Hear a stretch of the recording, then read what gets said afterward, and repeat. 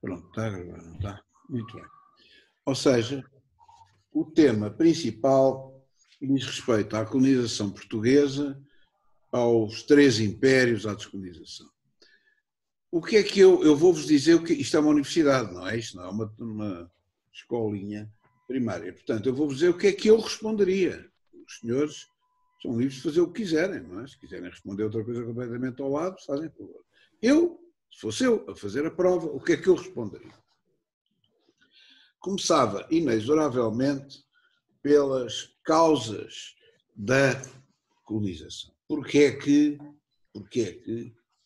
um país destes, com 1 milhão e pouco de habitantes, pobre, cheio de crises tenebrosas durante a Idade Média, miserável, vai lançar-se numa coisa perfeitamente, numa epopeia absolutamente inconcebível, de tamanho, de dimensão, de projeção.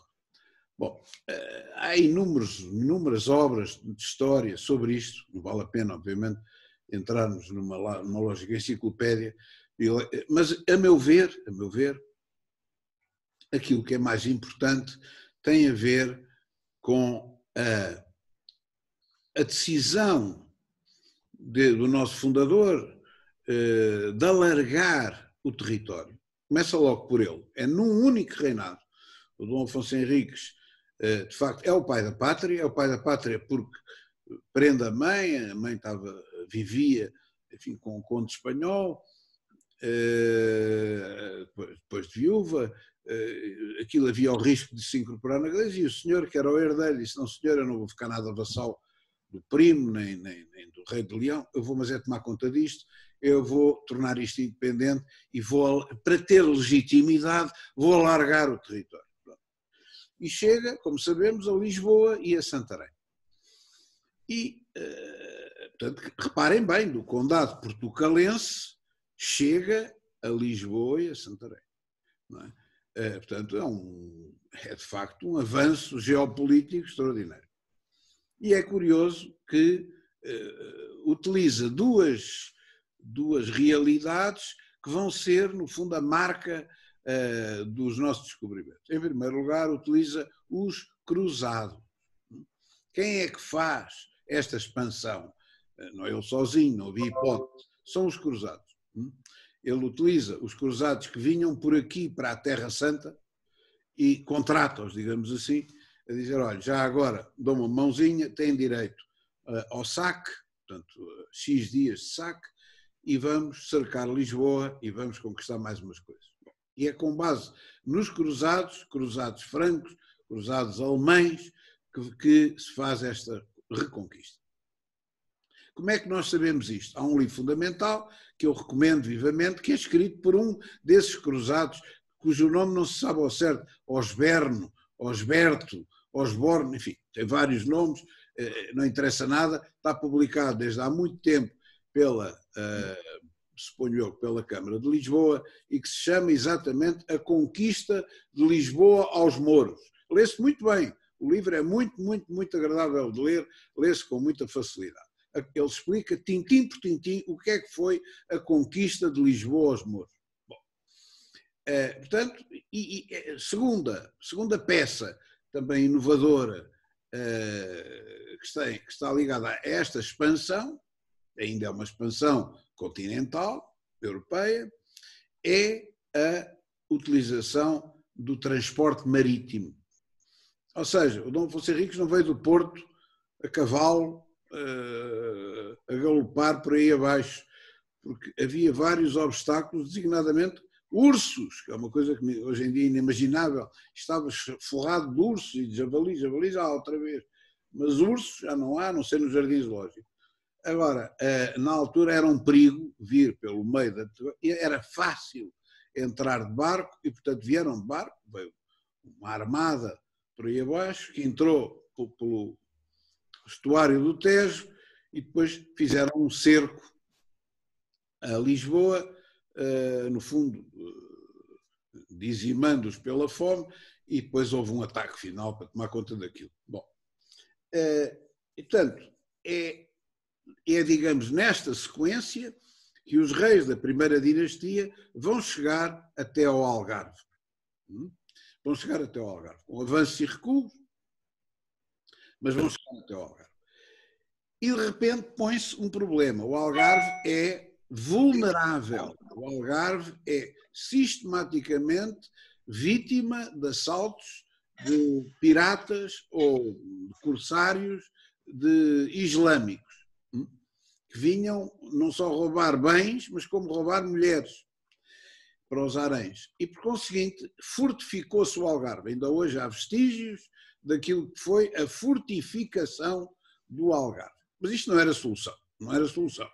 E, portanto, houve logo a intenção, estamos no tempo já do Infante,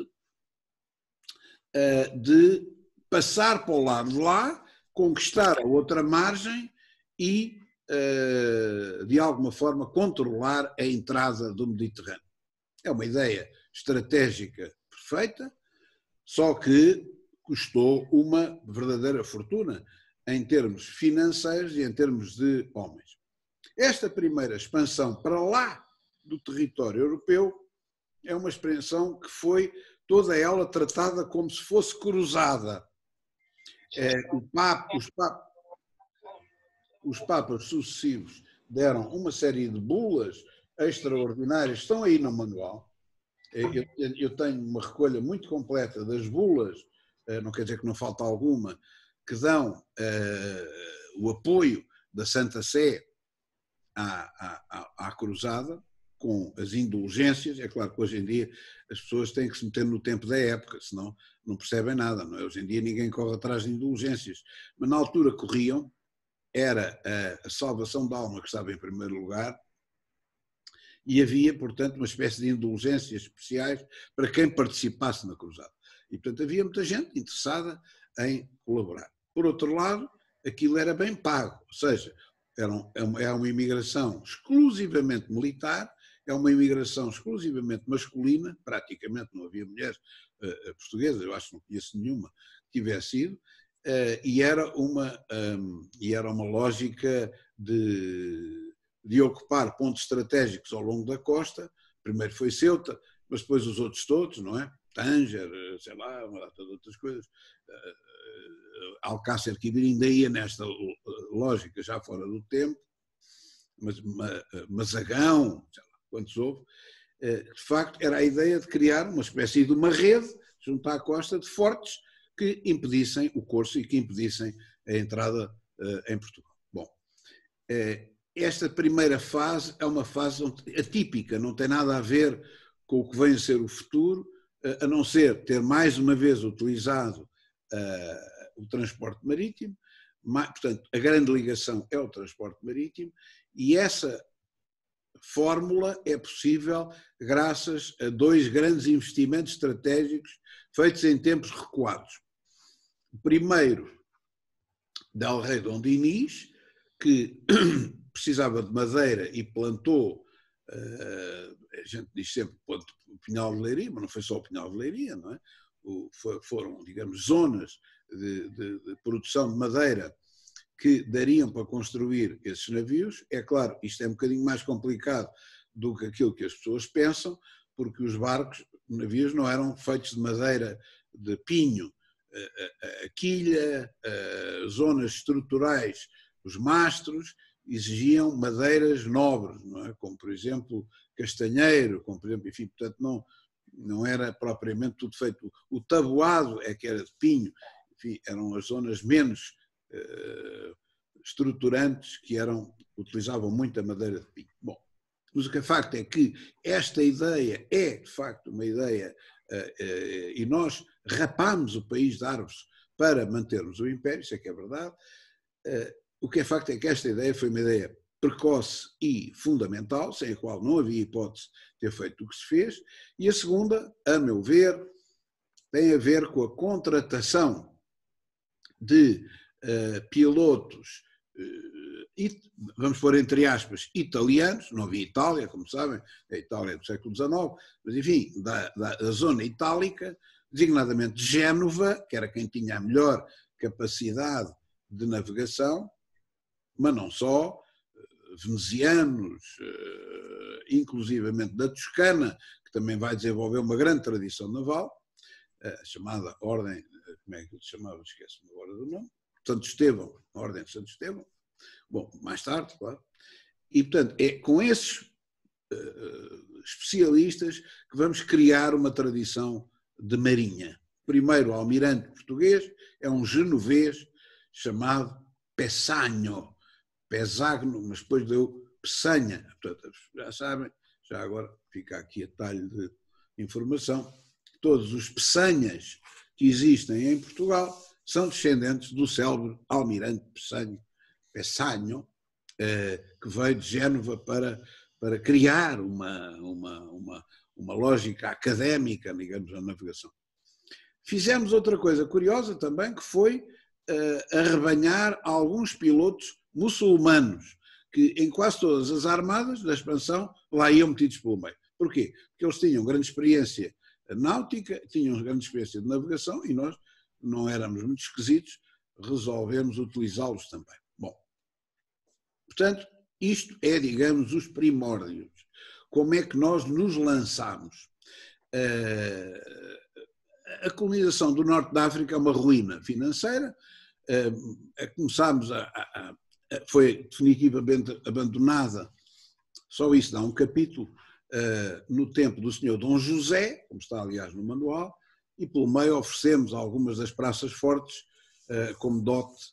Era uma maneira barata de não gastar dinheiro, pega lá uma praça forte aos ingleses e aos espanhóis, e foi assim que aquilo foi. Por isso é que Ceuta tem as armas portuguesas e é espanhol. Bom, ainda hoje, não é? Eles ainda mantêm essa praça forte no Norte da África como território nacional. Outras foram pura e simplesmente abandonadas. Mazagão, por exemplo, foi abandonada e pegámos na população inteira de Mazagão e criámos uma cidade no Brasil chamada Mazagão e pusemos as pessoas todas lá. É mais uma loucura típica da nossa colonização, que é, de facto, uma empresa extraordinária. Extraordinária. Bom, como isto é a história da colonização e não de outra coisa, a questão é como é que foi feita a colonização. A colonização aí não foi feita, é uma colonização militar. É uma colonização que utiliza, inclusivamente, de pessoas condenadas. Eu tenho um ano passado meu que está nesse lote. Em vida era condenado cá e depois diziam, olha, das duas uma, ou é preso ou então vai à sua custa combater para Ceuta, ou para Mazagão, ou para outra coisa que Tanger, quer. E a pessoa dizia que sim, era melhor estar lá a fazer de soldado, ainda ganhava umas massinhas, ainda acabava com uma condecoração qualquer no fim, como era a maioria, e pronto, e era melhor isto do que estar numa prisão. Portanto, era uma forma de conversão, de comutação da pena, mas muitos deles eram também contratados, eram pessoas de carreira, militares que iam para lá. É uma colonização atípica. É uma colonização atípica, não tem nada a ver com mais nada, a típica colonização de natureza militar. A primeira grande experiência de colonização como teste para o futuro do Império é a Madeira. Madeira é, de facto, a primeira grande experiência. Como sabem, foi descoberta por uma equipa de gente que servia ao Infante. A maior parte dos pilotos do Infante eram gente da casa do Infante, criados do Infante, criados mesmo. Um deles era copeiro, por exemplo, o meu parente e antepassado, quase todos os açorianos. Quem for açoriano é descendente deste, de certeza.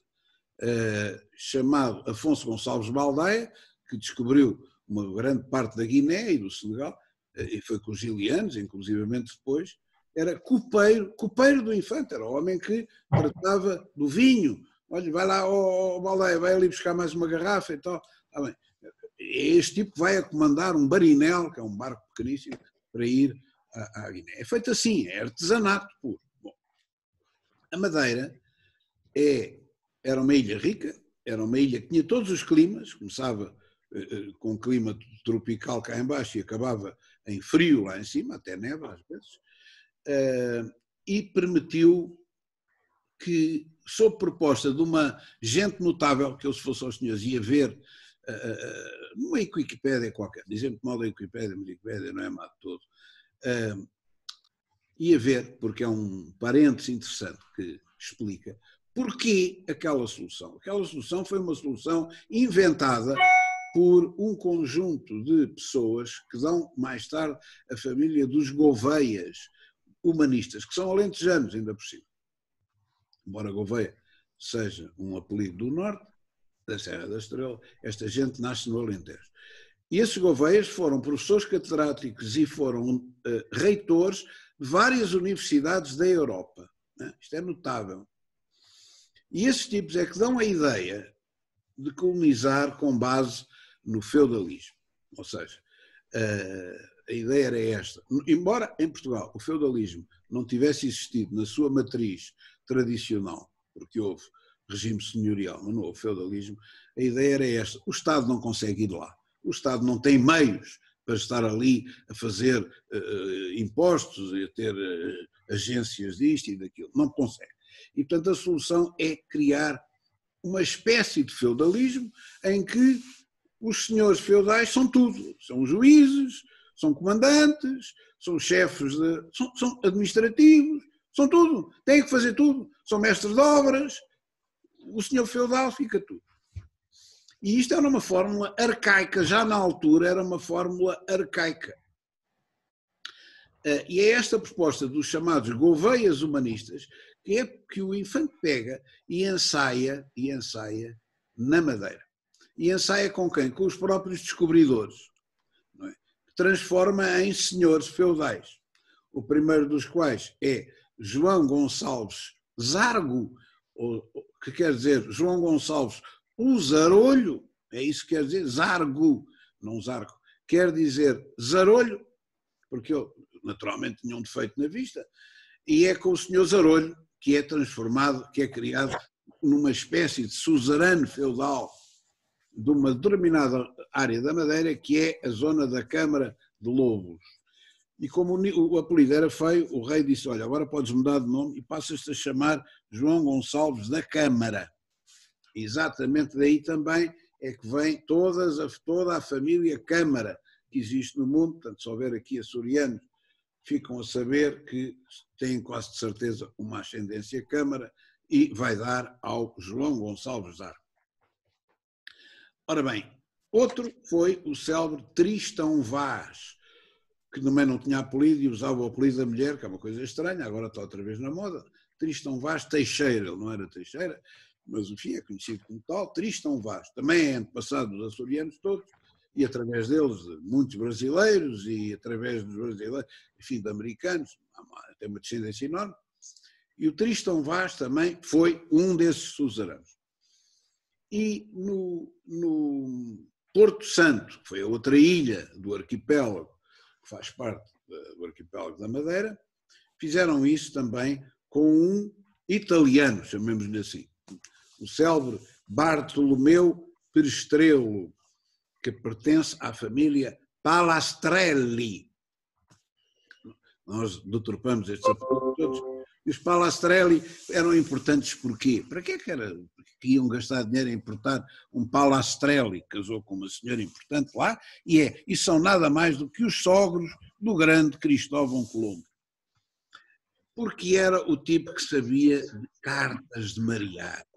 E essas cartas de marear eram segredos de Estado. Era a coisa mais importante que existia na altura. Cartas que tinham sido feitas, sabe-se lá por quem, porque a maior parte vivia do que dizia o Marco Polo, que é pouco. Não é? Não se sabia, era terra desconhecida, uncharted.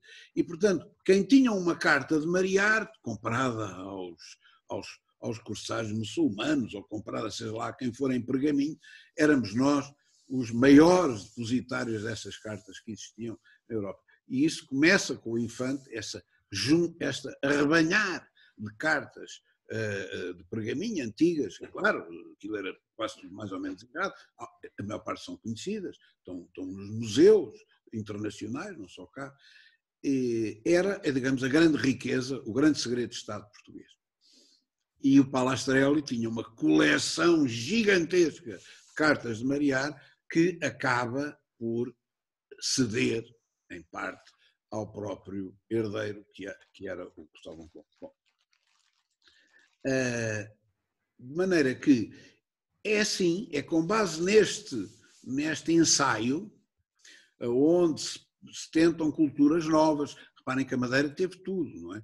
Puseram lá bananas, puseram lá café, puseram lá vinha, puseram tudo para ver o que é que dava, o que é que era transportável para um clima mais tropical, e portanto a Madeira é o grande ensaio para a colonização portuguesa. E serviu, desde logo, estou agora a dar um salto, para a primeira fase, a primeira ou a segunda fase de colonização do Brasil, que foi as donatarias. As donatarias significa que eram divisões administrativas entregues a um donatário. O donatário é o senhor feudal, no fundo, donatário foi o João Gonçalves Arco, o Tristão Vaz. E, portanto, é um sistema que é reproduzido ali, sem grande êxito, só uma ou duas é que floresceram, como foi o caso da Baía de Todos os Santos, mas o que é facto é que foi uma experiência que deu, digamos, um impulso para continuar. Bom, e, portanto, quanto àquilo que eu chamaria o prólogo da colonização, eu penso que é isto. Segundo aspecto, então e o resto? Como é que é? Porque é que vamos para a Índia? Porque é que vamos, a primeira coisa... Eu aqui paro e digo sempre, quando tivermos dúvidas, procuremos no simbólico. O simbólico é sempre o resumo daquilo que é o mais importante para nós. Ora, qual era o título do rei de Portugal? Vejamos. E, sobretudo, isto já não é... O Dom João II morre, não tem descendência direta, e se forem ver a história, o Dom Manuel é um primo afastado. Morre tudo pelo meio, é uma espécie de carnificina, vão morrendo herdeiros atrás de herdeiros, e o Dom Manuel nunca na vida estava à espera de herdar o trono, acabou por herdar o trono, não sendo nem próximo parente do Dom João II, era um parente mais remoto. Bom, isto não era... Portanto, não era ilegítimo, pelo contrário, tinha todo o direito a herdá-lo, mas quer dizer, tem direito a herdá-lo depois de uma data de mortes pelo meio. E o Dom Manuel sentiu, e isto toda a gente é unânime a dizer, que tinha que justificar um pouco ser rei. Quer dizer, as pessoas no fundo olhavam para ele e diziam assim, malandro, tiveste sorte, não é? Porque senão nunca chegarias a rei. Portanto, ele achava que, eu acho que isto é um país de republicanos, a minha teoria é que Portugal é um país republicano, infelizmente, porque eu sou monarca, mas não há dúvida. Não é? Isto é uma atitude republicana. O Dom Manuel achou que tinha que justificar a sua presença como rei, como, digamos, merecendo ser rei. E para merecer ser rei, ele tinha que fazer qualquer coisa de muito grandioso para as pessoas não dizerem não há dúvida, este tipo foi um belíssimo rei. Bom, isto é um raciocínio republicano, lamentavelmente, mas serviu para o Império. E então o que é que ele faz? Criou um símbolo novo, que é aquela esfera armilar, não é verdade? E depois lança-se, e vamos à procura do título. Dom Manuel, pela graça de Deus, rei de Portugal, sim senhor, e dos Algarves, de Aquém e de Alemar, as pessoas põem a vírgula num sítio errado, que é rei de Portugal e dos Algarves, de Aquém e de Alemar, vírgula. Os Algarves, de Aquém e de Alemar é uma realidade, não são duas. Os Algarves, de Aquém e de Alemar é uma realidade. Portanto, as praças fortes têm tudo a ver com o Algarve de cá, que também é administrado numa lógica militar, o Algarve do lado de cá, nós temos, do turismo, mas era uma lógica militar, vírgula, senhor da Guiné. A Guiné porquê? É a Guiné dos escravos, é a Guiné que é preciso contornar, é a Guiné que nos custou muito a contornar e fomos pioneiros nisso. E depois, vejam bem, da conquista, da navegação e do comércio das Índias. E depois punha assim, etc. Reparem bem nisto, atentem bem. Portugal, terra. Algarves da Aquém da Alemar, terra militarizada. Senhor da Guiné, é um esforço grande. E da conquista e da navegação é um know-how. Da conquista, da navegação e do comércio é uma patente. uma patente, entre aspas. É uma empresa, não é físico. É uma empresa, é um negócio. Para quê? O que fostes fazer à Índia? Há uma tese do Dr. Marcos, nosso professor, que tem este título: Cristãos e Pimenta. Cristãos e Pimenta. Já lá vou. Ou seja, é esta patente de chegar à Índia e ganhar dinheiro, que a miséria que nos empurrou para a expansão, porque para o lado de Espanha era impossível, para o lado de Espanha o inimigo era grande. Também tentámos, vamos na cabeça, não é? A Batalha do Touro foi uma desgraça, etc. E, portanto, aqui não dá, estes limites está aqui no Guadiana e no Douro, pronto, daqui não passamos, e, portanto, teve que ser para fora. A miséria empurrou-nos para ganhar dinheiro. E aquilo que chegava pela rota terrestre de Veneza chegava a um preço absolutamente incomportável. A seda, as especiarias, que valiam mais do que o ouro, além de exaurirem o dinheiro nacional, o dinheiro na altura tinha valor direto, era a prata e o ouro que estava na moeda, que valiam, não dava hipótese de acessibilidade a ninguém. Quer dizer, o mercado era um mercado muito restrito, de um conjunto mínimo de pessoas, agravado pelas pragmáticas reais, que não queriam ver exaurido o tesouro e, portanto, fechavam ainda mais. Como é que isso se democratiza? Como é que a gente amplia o mercado?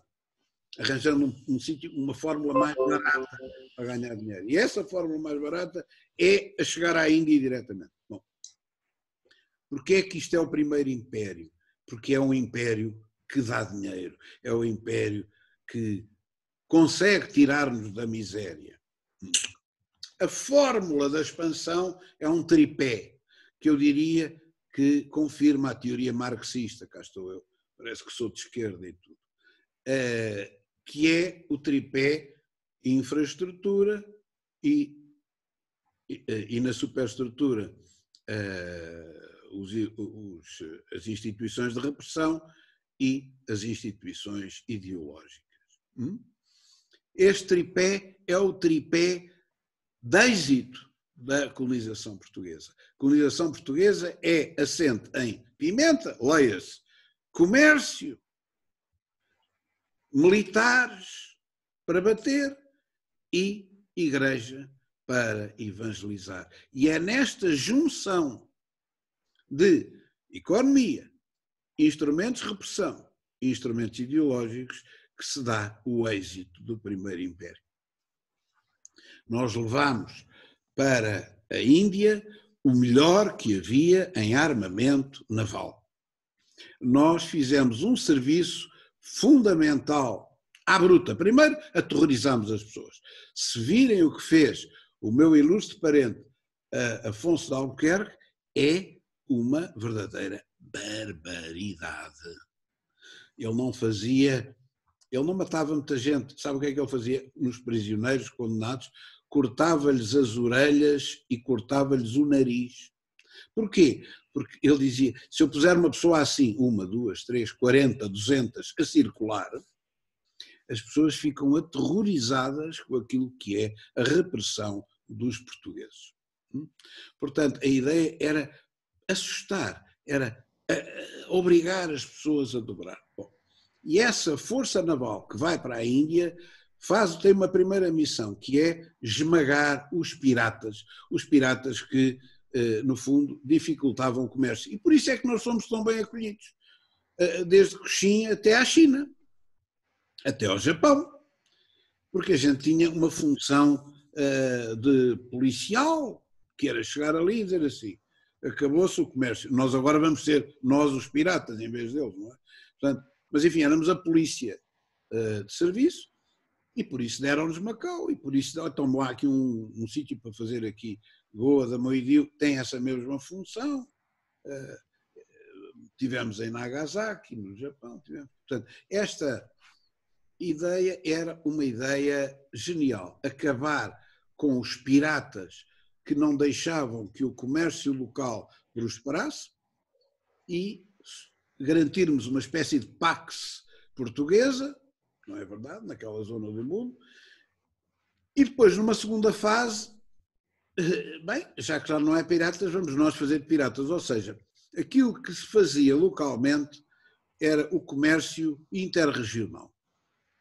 A China tinha o segredo da seda, vendia a seda e recebia prata, por exemplo, ou vendia, recebia especiarias, enfim, havia uma permuta de bens e de valores interregional. E nós, em vez de andarmos a carregar as nossas naus com tudo e mais alguma coisa para trazer para cá, começámos rapidamente a fazer uma espécie de hibridismo, que é, sim, está bem, há coisas muito valiosas que a gente leva para o reino, mas depois há outras que não vale a pena, levamos, mas é já a mais-valia concentrada, levamos o ouro e a prata do negócio que nós vamos fazer aqui, de intercâmbio, entre Ceilão, entre as ilhas todas, ou continentes, digamos, que precisam de trocar estes produtos. Nós fizemos isto, nós asseguramos isto. Pelo meio, de facto, foi fundamental este comércio, infraestrutura, o financiamento desta empresa. Em segundo lugar, que é o que dá o esplendor do reinado do Sr. Dom Manuel. A riqueza é sempre simpática e a primeira coisa que ele faz é fazer uma grande embaixada ao Papa para esmagar, a dizer, olha, estás a ver quem é que está a fazer um bom serviço. Em segundo lugar, é preciso forças armadas, porrada, não é? Pão e porrada, cá está a fórmula do costume. E em terceiro lugar, é preciso evangelizar. Porquê? Porque a nossa filosofia era a da cruzada, tinha vindo de trás. Nós temos, para termos o beneplácito da Igreja, temos que fazer um serviço. Terá sido isso em genuíno? Foi. Mas não foi só isso. A ideia de que nós, se evangelizarmos, ficamos com uma coisa ligada a nós, que é solta do controle daquela gente local, também é, obviamente, um critério importante. Não é? E, portanto, nós, onde fomos, pura e simplesmente, substituímos a cultura local. Não é? A ideia foi mesmo essa. Não é? Vamos impor o português, vamos impor a religião portuguesa e vamos impor a culinária e a vestuária e tudo mais. Portanto, esta ideia é a de replantar a pátria lá para ficarmos com um apoio geopolítico, geoestratégico mais forte. E isto é bastante único na altura e bastante característico da colonização portuguesa, não tem nada a ver com o que fizeram os holandeses ou os franceses que estavam nas tintas para isto. Bom, portanto, este império é de facto altamente rentável, ele pressupunha basicamente 3 armadas, tão pouco como isto, 3 armadas. Uma armada situada, que eram renovadas naturalmente, os barcos apodreciam, eram renovadas, que ficava estacionada na Índia. Havia uma segunda armada que estava em reparação ao longo do percurso e por isso precisávamos de Moçambique, por isso precisávamos de um apoio no Cabo, na colónia, naquilo que era a zona próxima do Cabo da Boa Esperança, que tinha sido descoberta por Bartolomeu Dias. Ainda hoje existe, chamada a Baía dos Mexilhões, Mossel Bay. Depois precisávamos de apoio em Angola, na costa de Moçambique, por ali acima, até ao Zaire, e depois na Guiné, na Mina, depois as Ilhas Atlânticas, depois chegava-se cá, está a ver? E, portanto, esta colonização territorial é tributária do negócio. A ideia não é conquistar grandes territórios. A ideia é conquistar portos, conquistar zonas marítimas que permitam reparar os barcos, mudar os preços, mudar a água, deixar descansar um pouco as pessoas. Portanto, esta ideia é a ideia crucial. Ao longo da rota, como não há autonomia no barco, ao longo da rota até chegar ao reino, é fundamental haver estes portos todos para, digamos, de alguma forma, cabotagem. A ideia do interior é muito mais tardia, muito mais tardia. Ela é feita numa primeira fase por pessoas singulares que iam fazer negócio na lógica da feira portuguesa, que iam fazer negócios de permuta com os indígenas. Eram os chamados pumbeiros. Pumbeiros, aqueles que entravam pelo sertão adentro e levavam guizos e espelhos e sei lá o quê, e traziam de lá coisas úteis, marfins e coisas do tipo. E o império, portanto, o primeiro império é isto, não tem grandes territórios, da mão ainda hoje existe, é mínimo, Goa é mínimo, São João Batista da Judá é minimíssimo, não é? Timor bastou-nos meia ilha, a ideia não era que vamos fazer aqui uma coisa enorme, não, é o suficiente para isto, para apoio, é um apoio, não é mais nada. Bom, fortes, naturalmente, fortificávamos aquilo, porque tínhamos que nos defender dos ataques externos, mas a ideia era não ocupar um excesso de território. Isto acaba por quê? Porquê é que acaba este primeiro império? Bom, isto acaba por uma questão dinástica, no fundo, não é? Quando, e é preciso saber um bocadinho desta história, porque senão às tantas não se percebe, não é? Parece uma história mal contada. Quando o nosso Dom Sebastião resolve, quer dizer, um Dom Sebastião que já tem o Brasil. Reparem que o Brasil não está no título do rei Dom Manuel, já havia, o Brasil foi descoberto em 1500, não é? Rei de Portugal e dos Algarves da Aquém da Além-Mar, senhor da Guiné e da conquista e da navegação, etc. Então, e de Angola? Não interessa. Então, e o Brasil? Não interessa. Não interessa. O que interessa é aquilo. Bom, não está no título, etc. Está no etc. Bom, aliás, o Cabral vai lá achar o Brasil, chama-se sempre o achamento, porque a gente já sabia que ele existia, achar o Brasil, pôr uma colunazinha de pedra, deixou lá meia dúzia de gatos, fez uma missa e foi para a Índia. O Cabral não se veio embora, foi para a Índia. Não é? Vamos aqui pôr aqui um posto e tal, agora vamos embora. Portanto, foi isto, o achamento do Brasil. Ora bem, isto acaba como? O imperador da Alemanha, não é assim? O Carlos I de Espanha,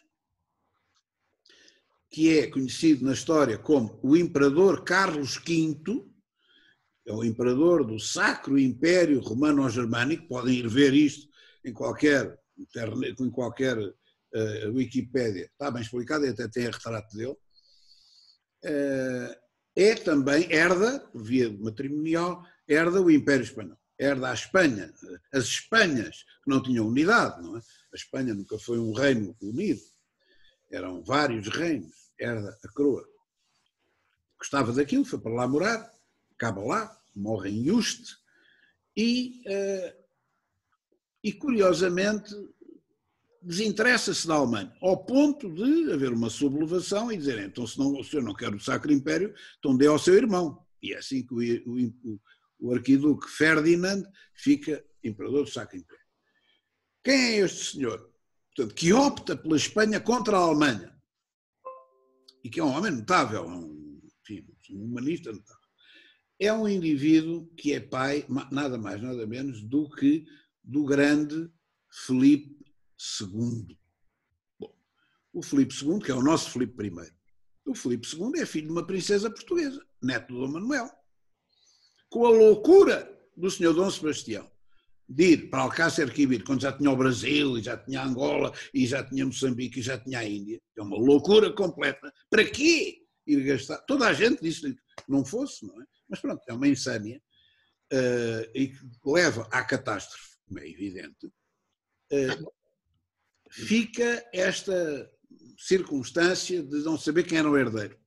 Vão buscar um bispo, era o único que havia, um cardeal velhinho, o cardeal Dom Henrique, coitado, que tiraram de cardeal, queriam que ele casasse, não havia hipótese na altura, o homem já era velho demais, ainda aguentou ali uns aninhos, havia um bastardo, que era o Dom António Prior do Crato, mesmo assim ainda foi jurado, há moedas em Portugal cunhadas com Dom António I Prior do Crato, não foi tão pouco rei também como isto, mas não tinha direito nenhum, porque era filho natural. Bom, e a única solução foi deixar entrar o Filipe II. O Filipe II, que era, ele não era espanhol, Ele era meio português e meio alemão. E de maneira que é esta dinastia dos Habsburgos que, no fundo, dá cabo disto, não há dúvida nenhuma. Em primeiro lugar, porque o Filipe II, que era para casar com a Rainha de Inglaterra, pega-se com ela e faz a célebre Invencível Armada. E o que foi Invencível Armada? A Invencível Armada foi pegar nos navios espanhóis, pegar nos navios portugueses todos e tentar invadir a Inglaterra, que é uma coisa que não vale a pena. Nunca ninguém conseguiu invadir aquilo tudo. Nem o Império Romano chegou a meio, tiveram que fazer uma muralha, porque aquilo já não era, não se conseguia invadir tudo. Bom, portanto, se ninguém consegue invadir aquilo, nem o Hitler conseguiu, portanto, era capaz de ser asneira este senhor, curiosamente também alemão, a história repete-se, não é? Um príncipe alemão que quer invadir a Inglaterra. É curioso, não estou a dizer nada, estou só a dizer que isto aconteceu. Pegou nos nossos barquinhos, foi para lá e, graças a um temporal desfeito que se abateu sobre as armadas, e depois graças aos ingleses que foram lá a seguir e deram cabo deles, foi uma absoluta catástrofe. E de um dia para o outro, com esta brincadeira, Portugal ganhou duas coisas negativas. Uma, ficámos sem uma das armadas. Ou seja, a armada do Índico ficou prisioneira lá.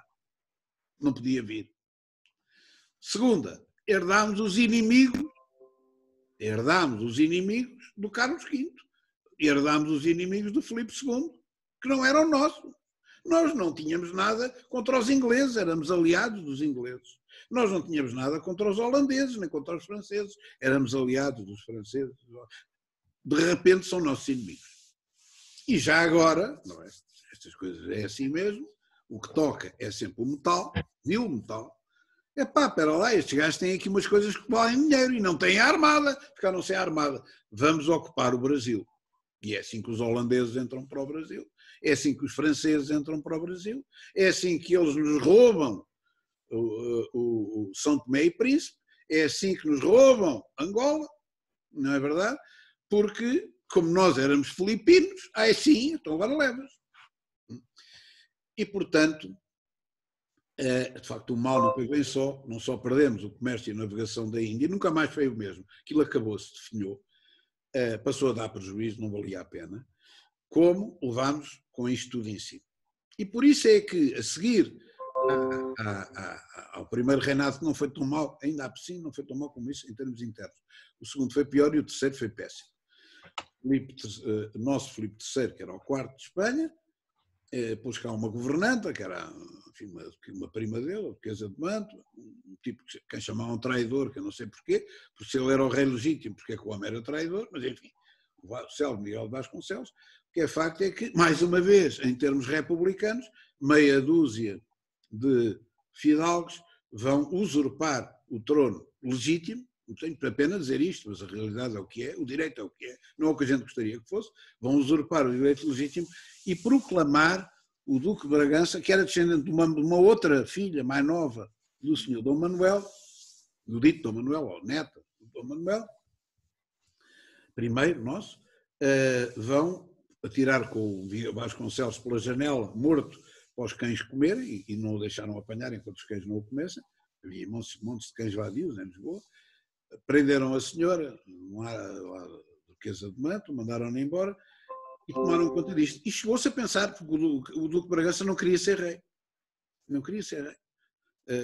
Era o gajo mais rico de Portugal, de longe, herdando a maior fortuna de sempre que houve em tempos antigos, que foi a fortuna do grande Dom Nuno Álvares Pereira, condestável do reino. É por aí que a Casa de Bragança tem dinheiro. Mas era casado com uma espanhola cujo pai tinha sido achincalhado pelo Filipe III. E é com base nisto, vejam lá o que é os episódios da história, que ela sai com aquela frase tipicamente espanhola: antes reina por um dia que duquesa toda a vida. Olé! Pronto. Antes reina por um dia do que duquesa a vida inteira. Não estou para isto, portanto, o meu marido vai aceitar que eu vou mandar. Bom, o gajo não queria muito, estava contente a caçar e vivia dos rendimentos, mas acabou por aceitar ser rei de Portugal. Mas isto é mais uma vez uma atitude republicana, quer se goste, quer não, Não é uma atitude monárquica, não é? De pôr lá um gajo. E chegou-se a pensar em implantar aqui a monarquia, porque isto é contemporâneo com a monarquia do Cromwell, do Oliver Cromwell, em Inglaterra. Só que o Oliver Cromwell teve aquela ideia peregrina, bem, já agora vou pôr aqui o meu filho, e é claro, se eu estou um rei por rei, queremos o outro, não é? Bom.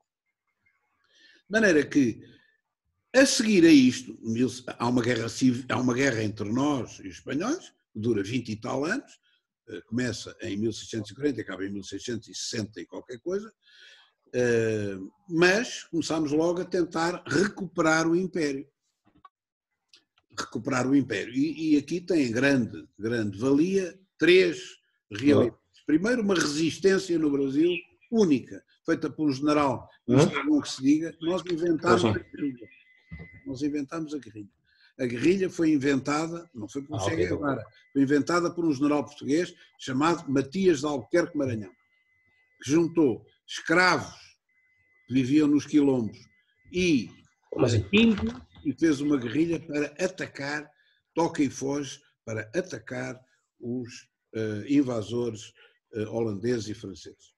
Deve-se a esses e depois deve-se à família Sá, ao célebre Salvador Correia de Sá e Benevides, que é de facto o grande timoneiro da Reconquista, a libertação do Brasil, sobretudo de São Tomé e de Angola, e o seu irmão Mé de Sá.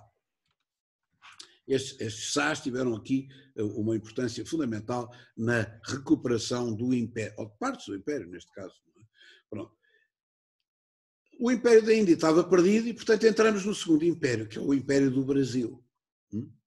O Império do Brasil. O Império do Brasil tem, e agora vou dar pistas, porque senão isto nunca mais acaba, o que é que interessa no Império do Brasil? Primeiro, o descobrimento, já está, 1500, a seguir, interessa as tentativas de colonização diferentes que foram tentadas. Primeira tentativa, vamos entregar isto, qual é a riqueza que há aqui? É o pau-brasil, isso é que aquilo se chama Brasil.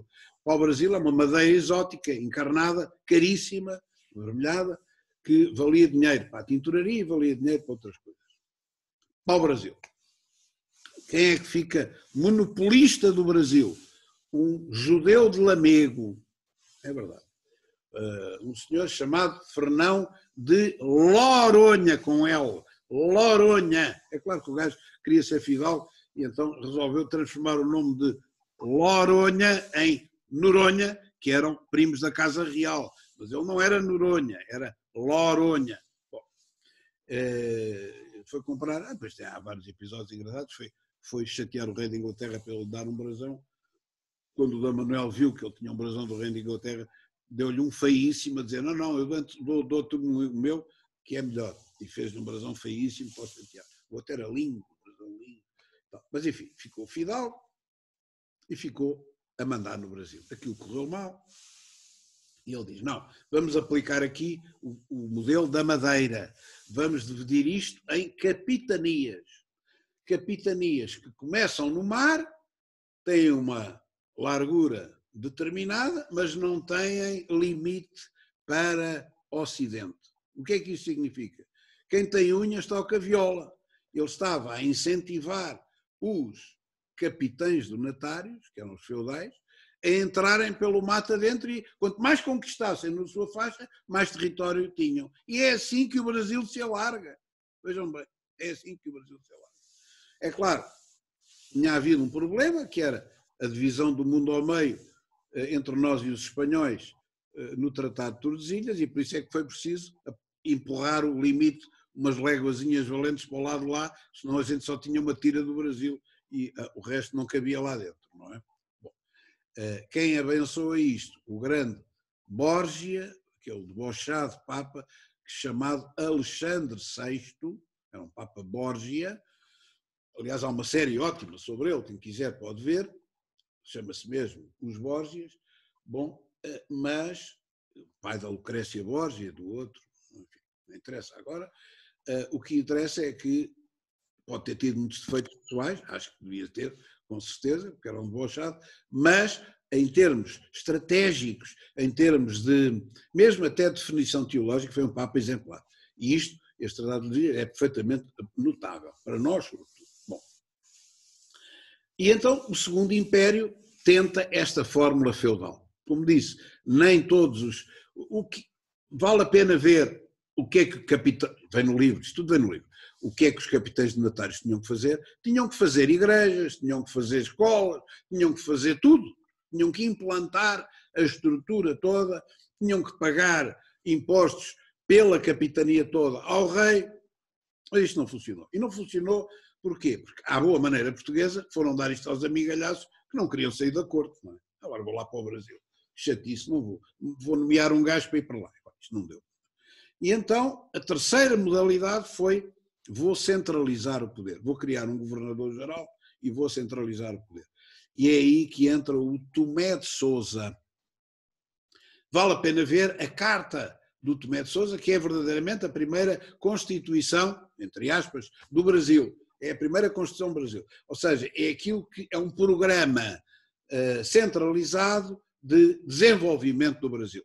É muito importante ver a ação do Tomé de Sousa, porque é o Tomé de Sousa que dá o boost, digamos, do desenvolvimento do Brasil.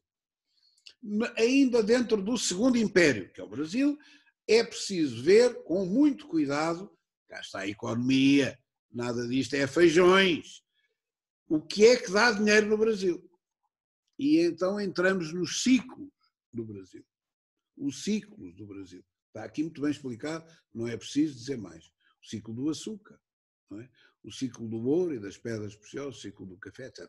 Portanto, estes ciclos, o primeiro é o ciclo do pau-brasil, estes ciclos, que têm datas muito concretas, não é verdade, mostram o que era o produto estratégico que dava dinheiro. Foi o pau-brasil, depois foi o café, o açúcar, depois a seguir foram as minas, ouro, joias, pedras preciosas, no final foi o café. E isto tem uma direta implicação aonde, meus amigos, na escravatura. Os índios não prestam, isto era a regra local, os índios não prestam, não trabalham, esmorecem e não trabalham. Dá-lhes uma espécie de um desânimo muito grande, não fazem peva. É preciso ir buscar braços onde usar para trabalhar, África. E é assim que começa o tráfico de escravos em massa. Portugal inventou a escravatura? Não. A escravatura já existia no continente africano. Era a apropriação do inimigo derrotado que era posto como coisa a trabalhar para o vitorioso. O que é que os portugueses fizeram? Foram aos sobas são os régulos africanos, e compraram esses inimigos. Disseram: olha lá, o senhor não quer vender esses escravos? Quero. O que é que tem para a troca? Olha, tenho dinheiro, tenho armas. Então está bem, tome lá. E foram esses escravos, aprisionados pelos sobas africanos, que nós importámos em primeira mão para as ilhas do Mediterrâneo, que eram uma espécie de depósito de escravos. Não é? São Tomé não tinha ninguém quando a gente chegou lá, era deserto. Mas nós punhamos lá os escravos como depósito, primeiro para trabalhar nas plantações, mas depois o príncipe, mas depois para levar ou para a metrópole, ou para o Brasil, ou para vender, ou seja, a quem for. Havia mercado de escravos. Um escravo da vossa idade custava à roda do mesmo que custava um cavalo bom, portanto, mas não era assim tão barato como isso. A ideia que o trabalho de escravo é um trabalho gratuito é mentira, como é evidente, é barato, mas não é gratuito. E eles foram transportados para o Brasil.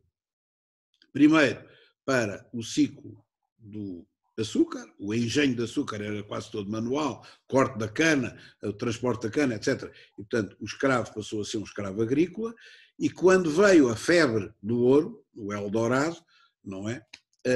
Os escravos foram rapados à indústria do açúcar e foram levados para as minas, o que coloca uma pressão adicional no mercado fornecedor africano. Precisamos de mais escravos e mais escravos e mais escravos, e aí é que começa a verdadeira indústria do tráfico de escravos, porque o escravo mineiro durava muito pouco. A vida média de um escravo mineiro não ultrapassava os 20 anos de escravatura, não é? 20, máximo 30. anos. O escravo doméstico durava muito mais. Bom, isto está muito bem relatado, por exemplo, na Casa Grande de Sanzala, como é que viviam os escravos. Enfim, não vou agora entrar aí, isto nunca mais acaba. De maneira que isto é preciso ver com algum cuidado, quer dizer, aqui é um pouco, agora os senhores têm unhas, tocam viola, estou-lhes a dar um menu. Eu, se fosse aos senhores, construía um trabalho com base em alguma inovação e não apenas no beabá que vem no livro. É muito interessante ver também a diferença entre, não vou entrar muito nisto, mas vou anunciar a diferença entre bandeiras e entradas. O que são isto? Em ambos os casos são verdadeiras cidades em movimento para a exploração das minas, a exploração de zonas que davam pedras preciosas e ouro, que é o Eldorado, no fundo, o Eldorado mítico do colónio, da colonização. Os bandeirantes.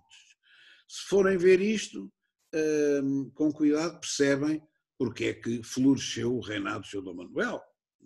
Já tinha florescido Dom João II, Dom Manuel tinha dinheiro como esterco, graças também ao ouro do Brasil. E começam a perceber porque é que as cidades têm certos nomes e os estados, não é? Vamos ouvir Minas Gerais, porque é que será? Ouro Preto, porque é que será? Estão a ver? Os nomes têm a ver com o objetivo. Isto aqui é...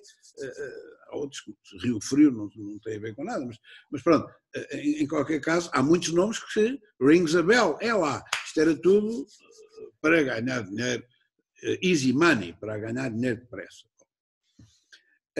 O ciclo do café foi igualmente muito proveitoso, mas eis não quando chega a independência. E a independência do Brasil é um aspecto, não dá para falar de descolonização de Portugal as a whole, isso é um aviso. No Brasil houve descolonização? Não. Não houve. Não houve porquê? Porque não houve. O Napoleão, que é um gênio militar, mas é um louco, não é? Uma espécie de pré-Hitler, resolve invadir tudo, invadiu mais que o Hitler, porque invadiu a Suíça, coisa que o Hitler não fez, mas invadiu tudo, até a Rússia, Itália, tudo, mais umas botas, e invadiu Portugal e a Espanha. E ele é o causador, eu estou a chamar isto porque isto é importante, é o causador de dois fenómenos fundamentais, que é a independência das colónias latino-americanas todas e a manutenção, primeira causa, primeira consequência, e a manutenção das elites políticas e económicas no local. E, portanto, não há descolonização nenhuma. É claro, não vou perguntar aqui, mas isto acontece em Espanha, nas colónias espanholas, não é? O Fernando VII tinha cara de burro, a gente basta olhar para ele e ver que o homem era burro, mete-se na boca do lobo e é preso pelo Napoleão, que mete lá o mano, como rei fantoche, o rei Bonaparte, o rei José Bonaparte, que é feito rei de Espanha. Bom, e as colónias espanholas, ala que é cardume. E a nossa acontece uma coisa um pouco diferente, mas vai dar o mesmo resultado. O rei Dom João VI, e bem, olha, vem aí o Junot, aí vem, então, tudo para o barco, 5.000 pessoas da corte, é muita gente para um estado pequeno, 5.000 pessoas, livrarias, bibliotecas, tudo embora, e vamos para o Brasil. E assim salvou-se, pelo menos aquela parte do Império salvou-se.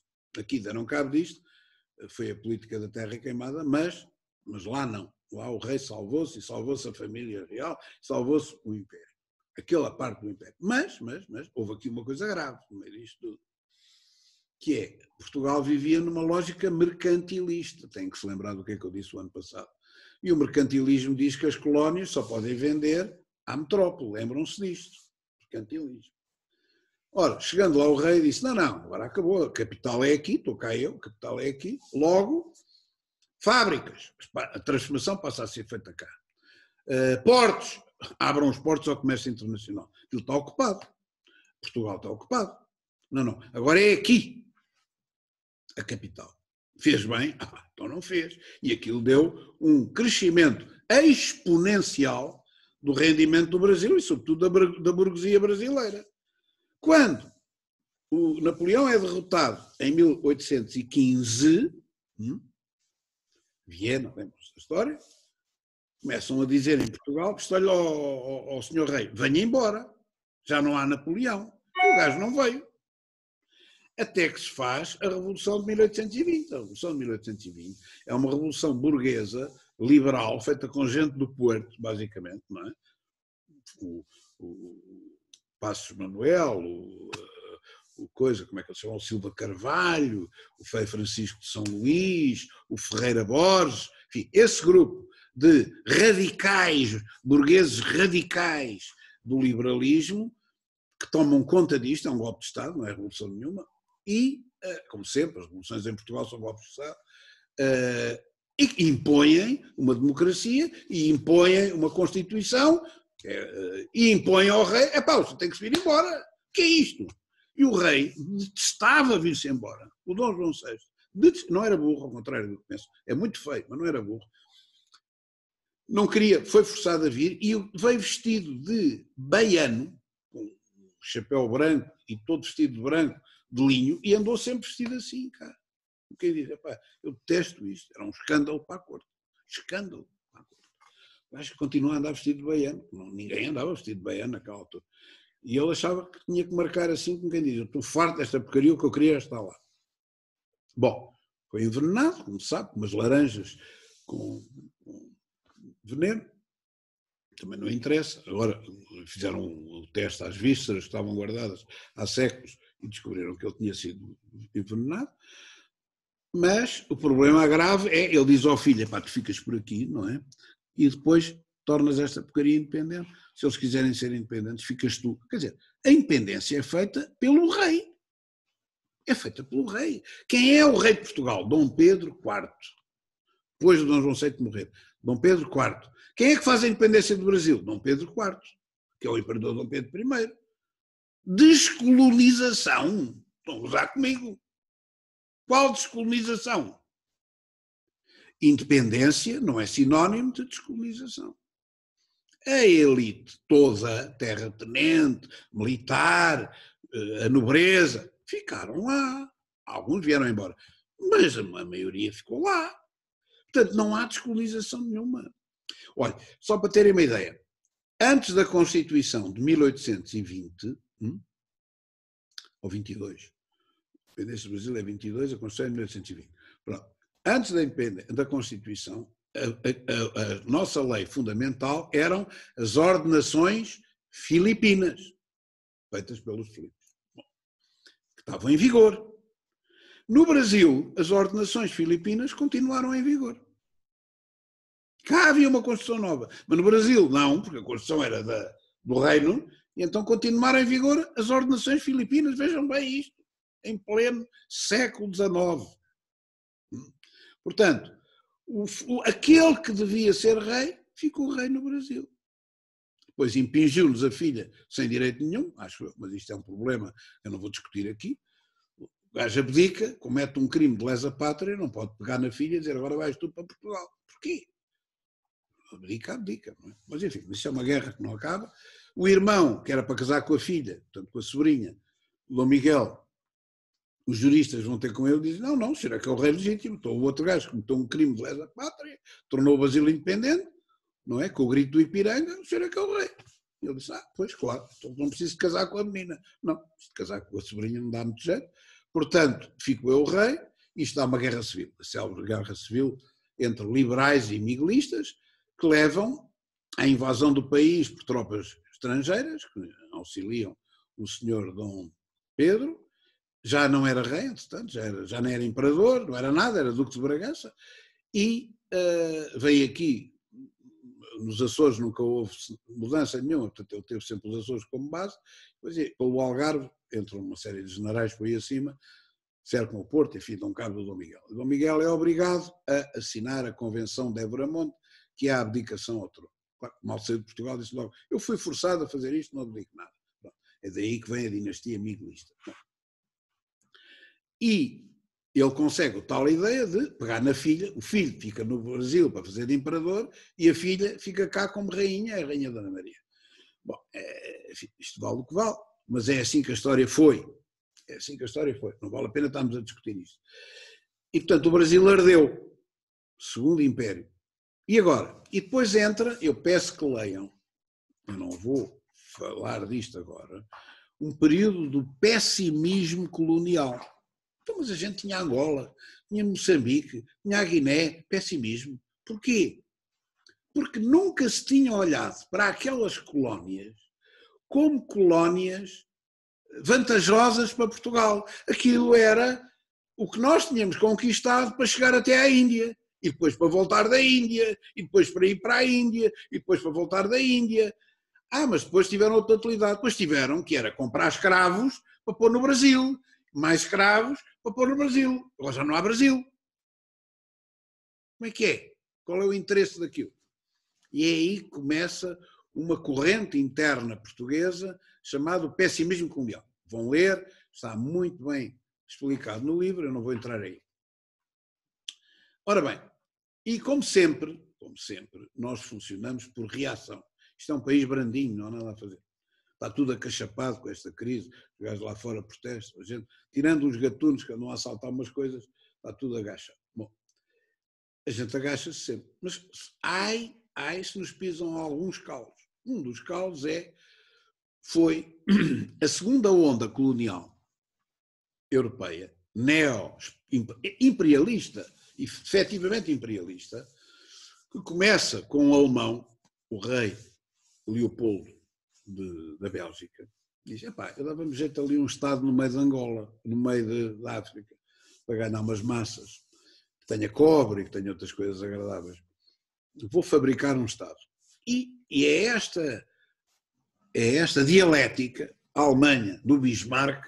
O Bismarck era um prussiano, nunca na vida pensou em ter império, mas a burguesia alemã dizia, os ingleses têm império, eles têm império, aqueles também têm, e nós não temos, mas nós queremos um império. E o Bismarck, não, Prússia, Grosser Deutschland, Reich, não. É sempre a ideia da Mitteleuropa, a Europa do meio. É a ideia prussiana. Mas os gajos não, os gajos querem papel, os comerciantes querem papel. Então, e se a gente comprar o império? Então, olha, façam lá o que quiserem. Então, compraram a Namíbia, compraram o Togo, compraram os Camarões, compraram o Ruanda, o Burundi, compraram e ocuparam e fizeram uns pseudo-protetorados, enfim, meia bola e força. E qual poder instantâneo, de repente tem o Império Colonial. Que o Bismarck foi forçado a pôr anexo ao Ministério da Marinha, que era o transporte para cá e para lá, e depois criou, digamos, um departamento colonial. Pronto. E é assim que chegamos à Conferência de Berlim, que estabelece, já se saberia, que iria estabelecer uma regra nova, que é, não venha cá com a evangelização, isso agora não interessa. Isto não interessa. A gente quer ocupação efetiva. O senhor ocupa efetivamente o território, constrói lá caminhos de ferro, constrói estradas, constrói escolas, desenvolve aquilo, é seu. Não desenvolve, rua. E aí, é à portuguesa, é improvisar máscara com fraldas, não é? Não há, então o que é que a gente faz? Pegaram em meia dúzia de heróis, que estão todos nas ruas da Baixa, já vos disse isto, portanto, não me lembro dos nomes, é começar por cima, ao pé da igreja, não sei como é que ela se chama, começar por cima, é António Maria Cardoso, Serpa Pinto, Roberto Ivens, esses nomes todos, tirando o Chiado, que um dia me disseram no Moral, e era capaz de ser um bocado fora da baralha, o Chiado era poeta, não tinha nada a ver com isto, mas à volta do Chiado, aquelas ruas todas, são os nomes dos tipos que foram obrigados a ir para ali, sobretudo o Serpa Pinto, andar de um lado para o outro e pôr lá umas bandeiras pelo meio, dizer isto é nosso, nós estamos a ocupar isto. Criaram então um célebre distrito, não existia, entre Angola e Moçambique, chamado Distrito do Zumbo, mais uma invenção portuguesa, que puseram no mapa. Há mapas com Angola e Moçambique junto com essa parte do meio do Zumbo. Bom, os ingleses que já estavam no Cairo, no Cabo e no Cairo, e que já tinham batido nos desgraçados dos Boers que tinham ido para o norte, escorraçados para Transvaal e para a República do Orange, e que tinham um louco lá pelo meio, que era um gajo visionário, que queria juntar o Cabo ao Cairo por uma linha férrea, depois em espinha para os portos, para esvaziar a África dos seus produtos, não está mal visto, uma lógica hiperimperialista, e que se chamava Cecil Rhodes, daí o nome que aquele território do Zumbo passou a ter mais tarde, que era a Rodésia do Norte e a Rodésia do Sul, em homenagem ao Cecil Rhodes, que é o gajo que tinha dado a ideia. Bom, os ingleses fazem-nos o miserável ultimátum. Não. Os senhores ou saem daí ou estamos em guerra. You are our oldest allies. Não me interessa. Não queremos saber disso. Ou saem daí, ou a rainha, como é que era? O governo de Sua Majestade insiste. Agora, a represália não era em Angola, a represália era em Lisboa. Tinha entrado como rei o jovem Dom Carlos I. 3 meses ou 4 depois de ter entrado, leva com o ultimato nas ventas. Acusado de ser amigo do primo, que era o rei de Inglaterra, que não tinha nada a ver com o ultimato. O ultimato era feito pelos governantes. Bom, de maneira que isto foi um vexame nacional, é aí que começa o hino nacional, não é? O hino feito não é nada o hino da República, é uma mentira, foi adotado pela República. O hino foi feito nessa altura como protesto ao pátria, heróis do mar, contra os bretões, não era canhões, mas já contra um canhão é uma coisa que faz mal, com certeza, ao peito, mas contra os bretões, marchar, assim é que era o hino, a letra era ligeiramente diferente e a música era a mesma, do Queiro, e enchem a estátua de Camões de crepes, começa o Partido Republicano. O Partido Republicano nasce à pala disto, não é? Uma vergonha, um vexame da pátria e tal. Bom, o que é facto é que nós não tínhamos meios de maneira nenhuma de fazer uma guerra contra a Inglaterra e tivemos que nos agachar, não é? Pura e simplesmente tivemos que nos agachar e fazer o que eles queriam. E é aqui, digamos, que começa uma grande transformação da história de Portugal, que é o Partido Republicano, que vai ganhar a Revolução em 5 de outubro, pouco depois, assassinam o rei Dom Carlos, como sabem, né? Em 1º de fevereiro de 1907 ou 8, já não me lembro, e 2 anos depois cai o Dom Manuel, foge como um cão, uma vergonha. Eu não gosto muito de pessoas que fogem, gosto de pessoas que morrem a defender as suas ideias. Fugiu para Gibraltar, era muito novo, lá o Napoleão tinha a idade dele, quando chegou ao poder. Mas enfim, é o que é, e o que é facto é que a República, quando toma conta do poder, vem com um ADN, que é o ADN colonial. A República faz-se contra o ultimato, faz-se com o grito de guerra de defender o ultramar, faz-se com o grito de guerra de defender as colónias. E quando ganha, não tem outro argumento senão defender as colónias. E, portanto, por algum absurdo, uma república de esquerda, na altura, é hipercolonialista, muito mais do que o fim da monarquia, do Ferreira do Amaral, do meu primo Campos Henriques, que foi o segundo, penúltimo primeiro-ministro, do não sei o que de Sousa, houve um outro, qualquer coisa de Sousa, foi o último. Ferreira do Amaral são os ministros da acalmação. Acalma-se. Bom, o que é facto é que a República vem com este ímpeto colonial. E, portanto, quem cria o primeiro assalto, a primeira renovação do imperialismo colonial em Angola, Moçambique, Guiné, é a República. A República tinha sido feita contra a Igreja, a República tinha sido feita contra a nobreza, essa República do Sr. Afonso Costa é a República que faz o Império, que recomeça o Império.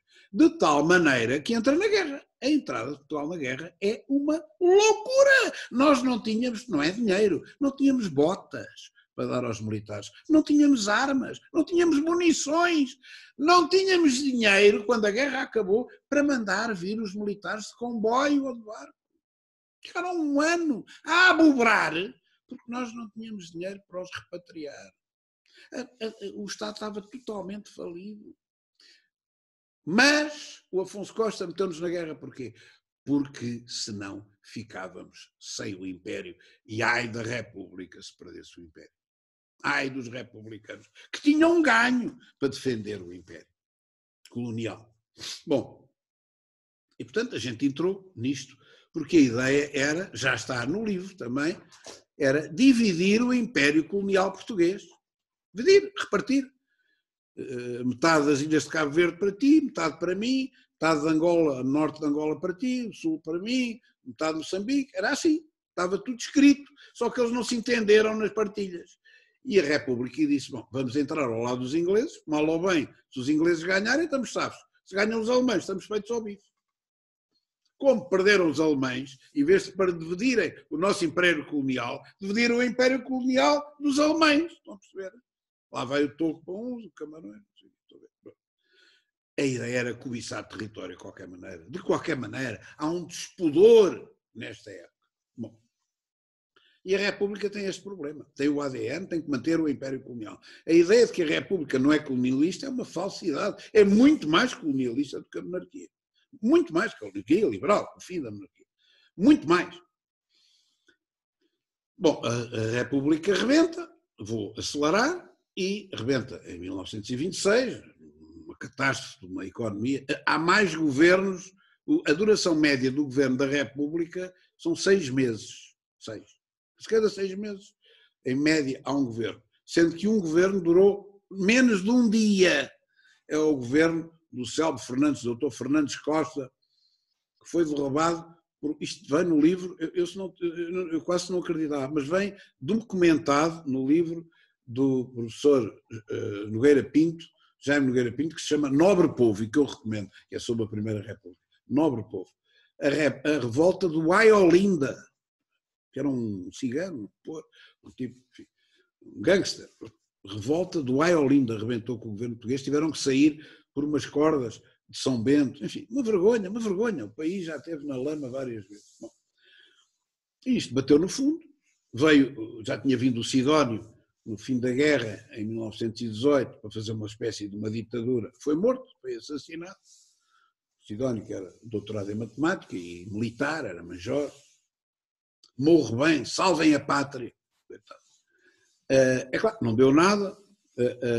O Salazar era deputado nessa altura, marimbou na deputação, voltou para Coimbra, e até aqui estava de tal maneira de rastros que a tropa teve que fazer um golpe de Estado. Foi o golpe de Estado do Gomes da Costa, do célebre general Gomes da Costa, o sinal de cortes. E quando é claro, os militares tomam conta do poder, isto é uma confusão, cria uma ditadura militar, embrulha-se tudo. O ministro das Finanças era o Salazar, novinho, era professor de Finanças em Coimbra, quis pôr ordem nisto, não conseguiu, foi-se embora outra vez para Coimbra. Foram-no buscar e ele faz o certo discurso da sala do risco, em que diz que o povo pode discutir o que quiser, mas quando eu mandar é para obedecer. Faz a Constituição 33 e aí começa a última fase da colonização, que é a fase que tem o maior boost, apesar de tudo, há muita realização de colonização, que eu não vou agora dizer, mas está no livro, bem documentado. O Filomeno da Câmara, como é que ele se chamava? O Norton Matos, foi um grande governador, tempo da República, e depois, não interessa, não vou agora dizer, vão lá ver, e depois a seguir o Salazar tem uma política de fomento nacional, claro que primeiro cria uma espécie, como ele recusa o plano Marshall, cria uma espécie de plano Marshall interno de keynesianismo para lançar a economia cá, e em África levou muito mais tempo, e leva ao boost principal quando começa o efetivamente terrorismo que depois dá uma luta de guerrilhas, mas o início, quando a UPA começa a cortar cabeças a brancos e a negros e a desventrar mulheres grávidas, não se pode chamar a isto, por muito que custa aos senhores de Angola movimento de guerrilheiros, não, o movimento chama-se terrorismo. Em ciência política, aquilo que a UPA fez não tem outro nome senão terrorismo. É claro que depois já era outra coisa na Guiné, já era outra coisa. E o Salazar chamava tudo terrorismo, dava mais jeito. Mas o início, em 1961, é terrorismo. Terrorismo, o nome. Essa campanha terrorista, vão ver, campanha terrorista, há fotografias, não precisam de acreditar em mim. Essa campanha terrorista da UPA leva aquela célebre discurso para Angola rapidamente e em força. Ou seja, vai as Forças Armadas e é um investimento maciço. Começa, no fundo, o grande investimento, a grande desenvolvimento infraestrutural, começa na altura, porque ele percebe, das duas uma, ou enterra aqui dinheiro, ou esta porcaria não se aguenta. Bom, e é aí que, digamos, esses últimos anos, são os anos da criação de universidades, disto, daquilo, de estradas, de caminhos de ferro, portos, investimento brutal. As colónias da África, o Terceiro Império, recebe, de facto, um boost notável e absoluto. Bom, desde o fim da guerra, que os americanos, ao contrário do que toda a gente diz, e isto está claramente dito no livro do antigo ministro dos Negócios Estrangeiros, Dr. Oliveira Salazar, chamado Franco Nogueira, que era da extrema-direita. Portanto, não me venham cá com tretas dizer isto é propaganda de esquerda e comunista, não é. Ele faz uma coisa em não sei quantos volumes, 7, 8, 9 volumes, que se chama Salazar, mas não é uma biografia de Salazar, é uma biografia do Estado Novo. E nessa biografia do Estado Novo, ele, que era Ministro dos Negócios Estrangeiros, diz claramente que o Kennedy e a sua administração fizeram um ultimátum a Portugal. Ou os senhores saem, ou a gente tira-os de lá à pancada. Nós, americanos, vamos rebentar convosco. Bom, não foram os comunistas, não foi a União Soviética. É mentira, pura e simplesmente é totalmente falso. A nossa, digamos, eu não lhe quero chamar sorte, a sorte do Dr. Salazar foi de que o Kennedy é assassinado. E quando o Kennedy é assassinado, este projeto é suspenso. E isso dá um fôlego adicional ao regime.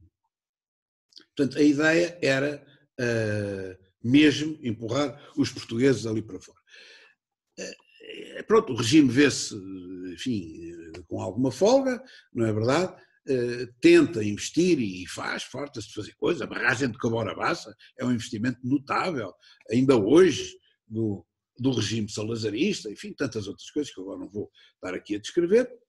E, de facto, menos em Timor, Salazar não quis investir nada em Timor, nem deixou explorar o petróleo, disse, há uma frase dele, não sei como é que é mais ou menos, mas é andar à roda disto, descobriu-se petróleo em Timor, estamos desgraçados.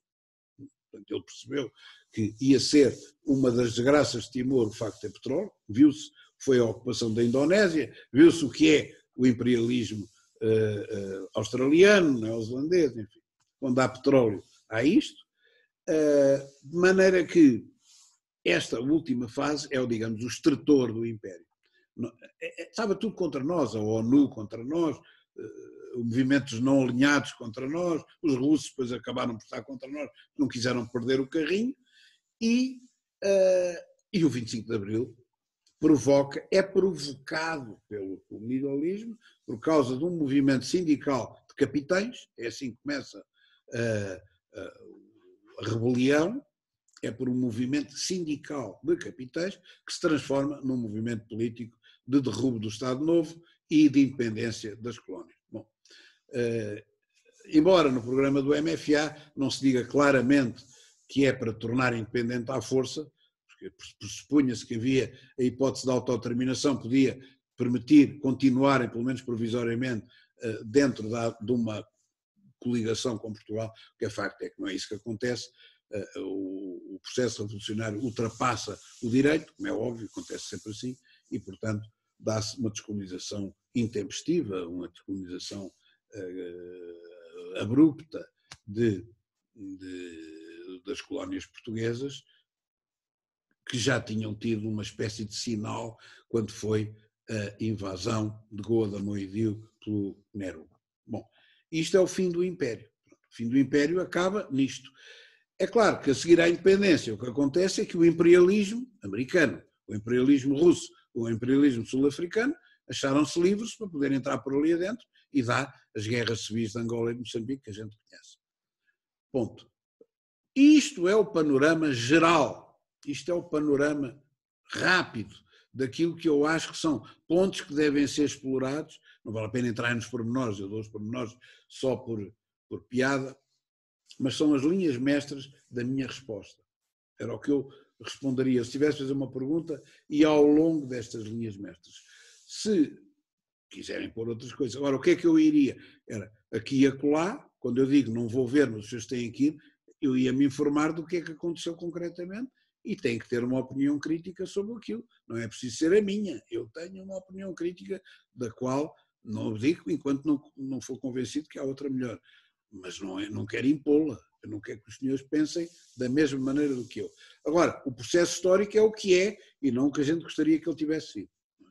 Tenham cuidado com isto. Há uma área, digamos, crítica que tem alguma latitude, mas os factos são factos, não é? Não vale a pena contrariar aquilo que é um facto histórico, como alguns deles que eu aqui sublinhei e que não têm alternativa. Não vale a pena estar a discutir. É assim, foi assim. E, infelizmente ou não, é indiferente o que é que a gente gosta ou não gosta. Pronto, aqui tem aquilo que eu responderia. Se tiverem dúvidas, fazem favor de pôr concretamente em relação a isto. Está tudo a dormir. Dúvidas? Tá. Ainda estão desse lado? Ainda estão vivos ou não? Ainda estão, acho que sim. Muito interessante, como sempre. O David diz que não tem dúvidas. Ótimo.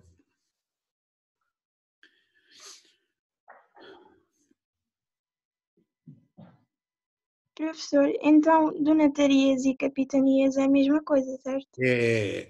Aliás, eles chamavam-se capitães donatários. As donatarias eram divididas e eram atribuíveis a uma espécie de patamar inferior, que eram as sesmarias. Sesmaria é digamos, uma pessoa ou uma família a quem eu dou uma parte da donataria para eles administrarem, depois são responsáveis perante mim. Está a perceber? Portanto, capitão donatário, capitania donataria é a mesma coisa.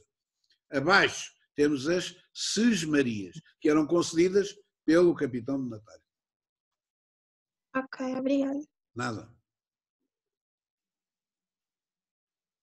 Mais Nem dúvidas? vale a pena fazer perguntas, porque eu não digo tudo, que é impossível, não é? Não Claro. se consegue. Não se lembra de tudo.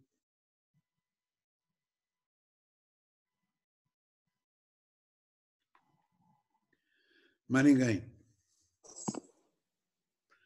Estou a ver aqui uma senhora à janela. Uma varanda, aliás. Mais nada? Ninguém tem mais dúvida nenhuma? Não querem esclarecer nada? Bom dia, professor. Diga. Eu tenho só uma dúvida, não sei se ainda se os professores já decidiram isso ou não.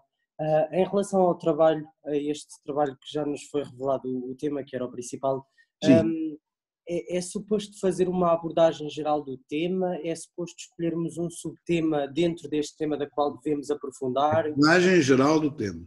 Ou seja, tem que passar por estes 3 parâmetros, que é a colonização portuguesa, causas, está a ver? Aquilo que eu, no fundo, seguir mais ou menos a sequência, não é? Causas, a primeira fase, que é o Aquém da Alemar em África, que é as praças fortes, não é? Reconquista Aquém da Alemar, no fundo é uma continuação do processo afonsino, não é? Um bocado já para lá do continente, mas não interessa, e depois a experiência da Madeira e os impérios, os grandes impérios, que é o primeiro império é a Índia, portanto a Índia como rota, a Índia como tecnologia, a Índia como negócio, não é?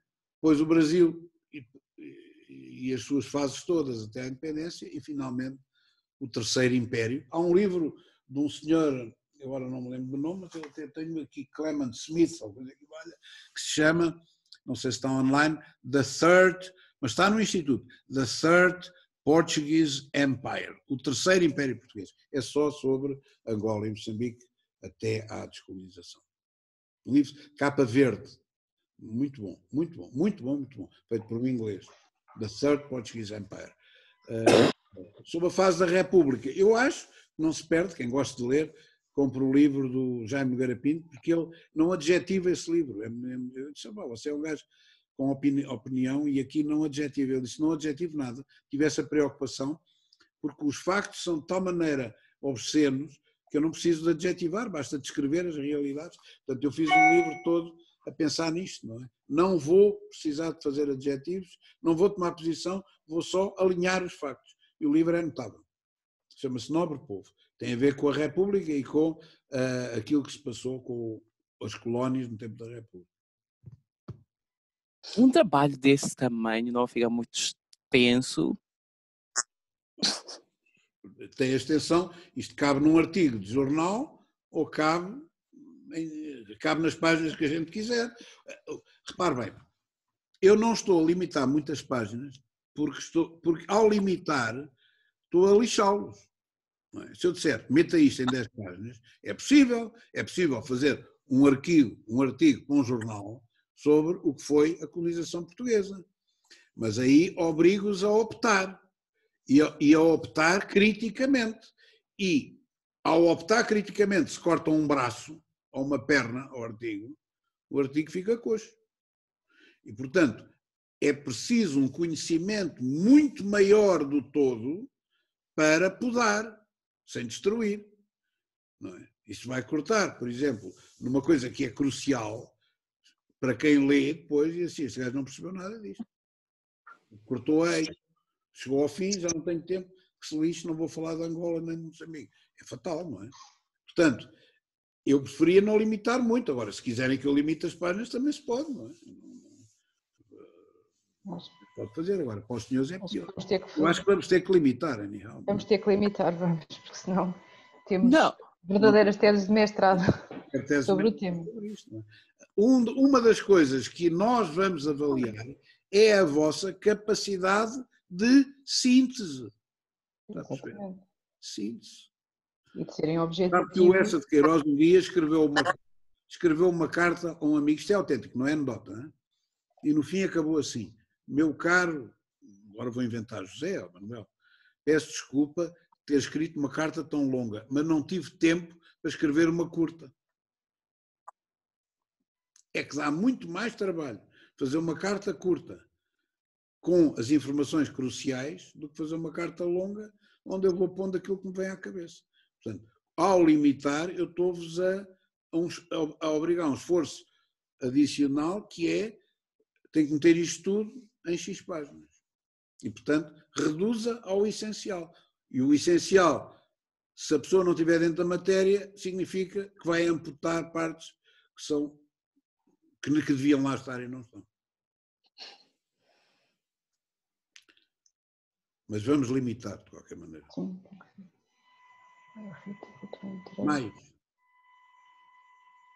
Mais dúvidas?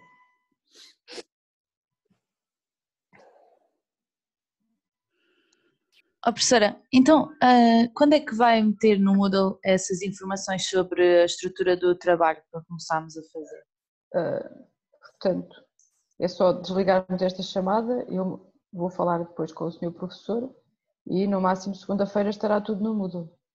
De qualquer maneira, uma vez que vocês já, desde que acabámos as aulas em março, já sabiam qual era o tema obrigatório, eu presumo que já tenham começado a trabalhar nele e que já tenham mais ou menos o esquema daquilo que responderiam no caso de ser um exame final. Portanto, não digo que metade do trabalho esteja feito, mas pelo menos um quarto do trabalho estará feito. Mas no máximo segunda-feira fica tudo disponível. Ok, obrigada.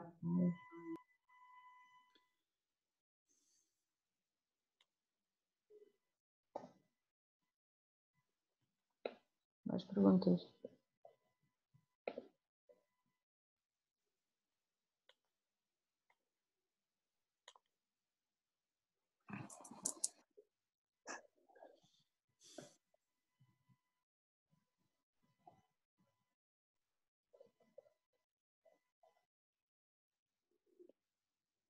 Não há?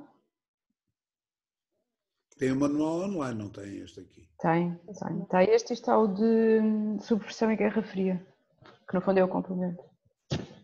Professora, Tem bom coisas- dia. Também tem coisas sobre isto. Sim. Bom dia. Eu tenho uma questão. Relativamente ao seminário, vai mudar alguma coisa na estrutura, no número de palavras? Não, o seminário e o relatório de estágio ficam. Mantêm-se aquelas regras de estrutura. A única coisa que vai mudar é as datas de entrega. Ok. Porque se já viram o regulamento, a discussão, a entrega e discussão dos seminários tem que ser naquilo que corresponderá, deixem-me só usar o termo correto, que é para não incorrer em erro, na época suplementar, ou seja, entre o dia 9 e o dia 29 de julho. Significa que, ao contrário do que anteriormente tinha sido comunicado que haveria 2 datas para entrega, agora só temos uma, porque temos o tempo mais limitado.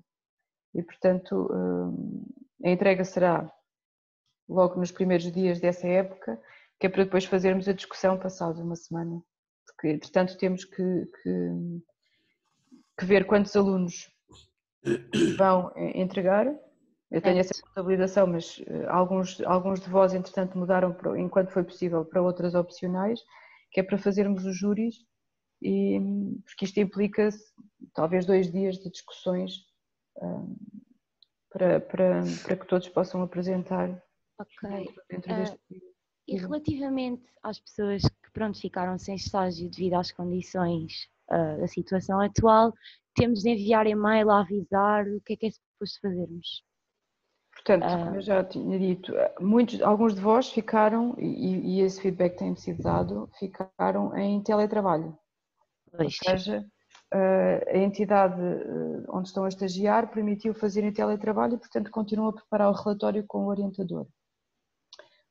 Alguns que ainda não tinham começado a estagiar quando acabaram as aulas, mandaram um e-mail a dizer que passavam automaticamente para seminário, não é? Ao encontro daquele primeiro despacho do Sr. Presidente. Ainda tenho aí alguns casos para analisar de pessoas que embora que tivessem começado a estagiar, a entidade de estágio agora não responde e não lhes diz se podem continuar a fazer, mas o mais certo é passarem para seminário. Eu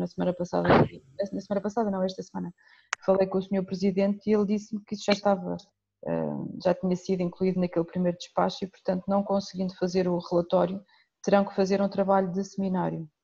Aproveitando, até podem aproveitar o mesmo tema que tinha sido pensado previamente para o relatório de estágio. Agora, claro, trabalhar de uma forma diferente. Ok. Mas podemos, ou seja, mesmo que não... É que no meu caso, por exemplo, eu ainda não sei se quero utilizar o tema do estágio ou não. Mas podemos proceder às adaptações, ou modificar, ou... Okay. Quem é a sua orientadora? Relembro-me, a professora Isabel David. Em conjunto com a professora Isabel, pode alterar aquilo que quiser. Ok, está bem. Obrigada.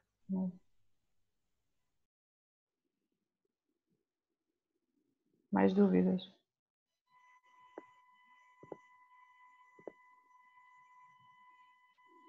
Olá, professora. É só uma pergunta. A professora chegou a receber um e-mail que eu enviei sobre o estágio? Recebi. Ok. Podia ter tido problemas porque é o Recebi.